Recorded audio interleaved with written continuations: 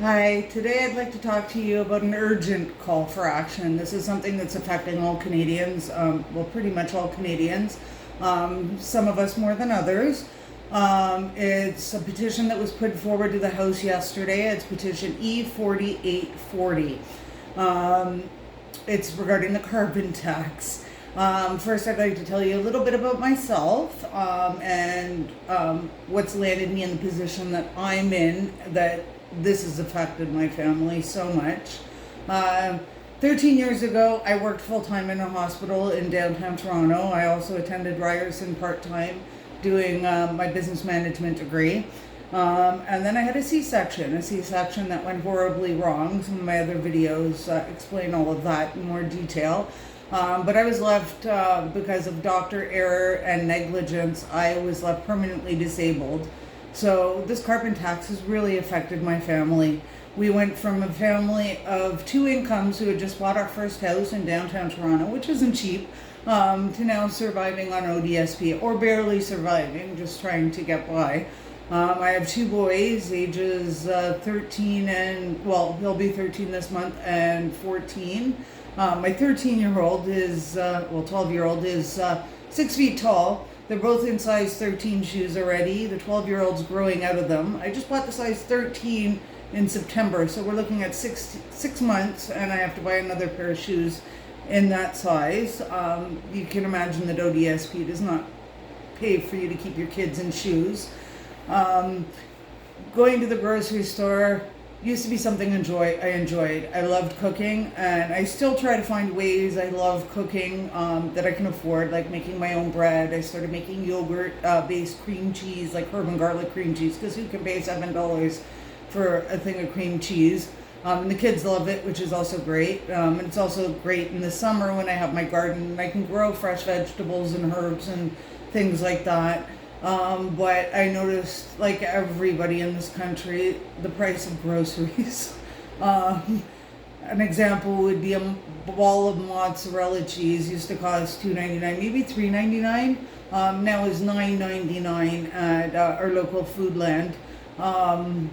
So for me to make a lasagna, it used to cost me $30. For me to make a lasagna now, it will cost me over $100. I can't afford to do that. Even on a rare occasion, it would probably be cheaper for me to cook a turkey dinner than make a lasagna at this point. Even like onions.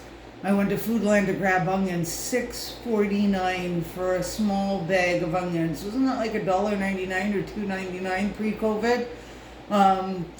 So with our family being what it is, we have two incomes, trying to find help and trying to cut our grocery costs. I talked to some of my healthcare providers. That's when I was told that even a lot of families, like the food banks are seeing families that are two income families that are needing the help from the food bank. Which is absolutely unheard of. If you have two working adults in a household, you should be able to support yourself and pay rent and feed your kids. This is just absolutely unacceptable. The cost of fuel is insane, and if you're a patient like me, I was medically harmed. I moved out here from Toronto about 2.5 years ago. To get a doctor out here is impossible.